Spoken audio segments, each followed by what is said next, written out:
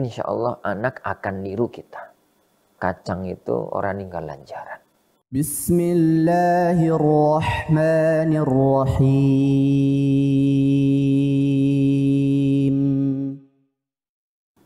Beliau bertanya, Ustadz, bagaimana melembutkan hati anak agar mudah dalam beribadah? Kebetulan anak saya sekarang sudah kelas 3 SD. Silakan Ustadz. Ya akhi, hati orang itu dalam genggaman Allah Subhanahu wa taala. Inna quluba bani Adam baina uswa'ini min asabi'ir rahman. Sesungguhnya hati manusia itu di antara dua jari Allah Subhanahu wa taala. Yuqallibuha kaifa yasha. Allah membolak-balikkan hati sesuai dengan apa yang Allah kehendaki. Tapi secara umum anak itu terlahir dalam kondisi fitrah. Terlahir dalam kondisi fitrah. Maka tergantung orang tua, lingkungan yang berpengaruh.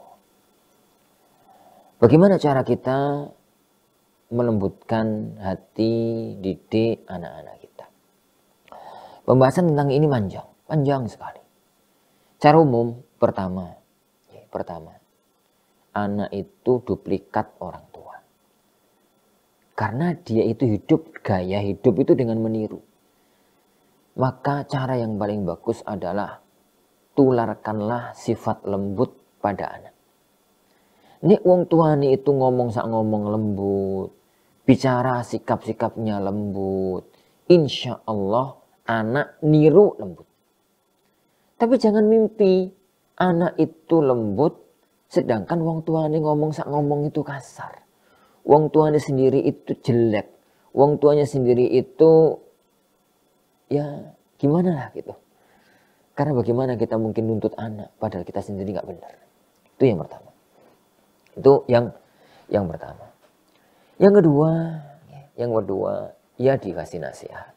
Tapi anak kecil umur 3 tahun, anak umur 3 belum banyak dikasih nasihat. Paling bisa itu adalah sentuhan-sentuhan kecil.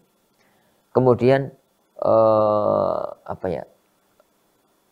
contoh itu yang bisa perbaiki diri Anda. Insya Allah anak akan niru kita. Kacang itu orang ninggal lanjaran.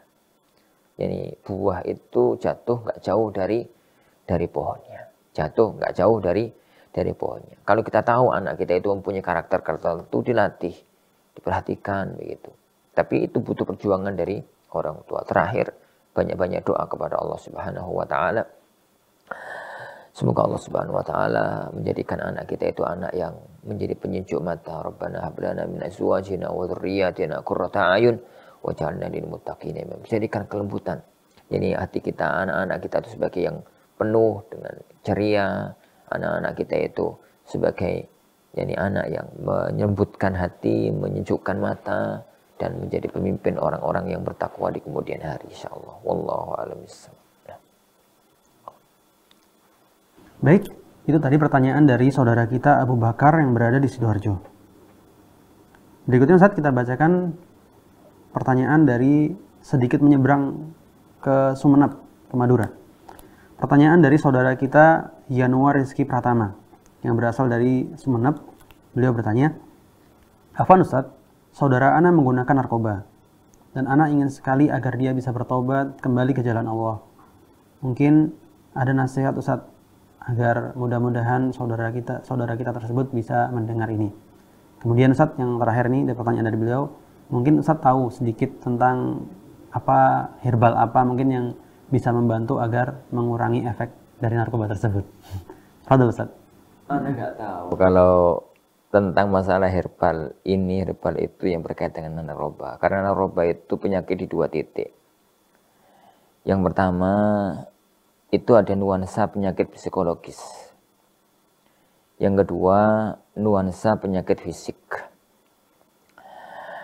Untuk menangani kasus seberat itu, ada orang-orang yang punya spesialisasi untuk menangani itu.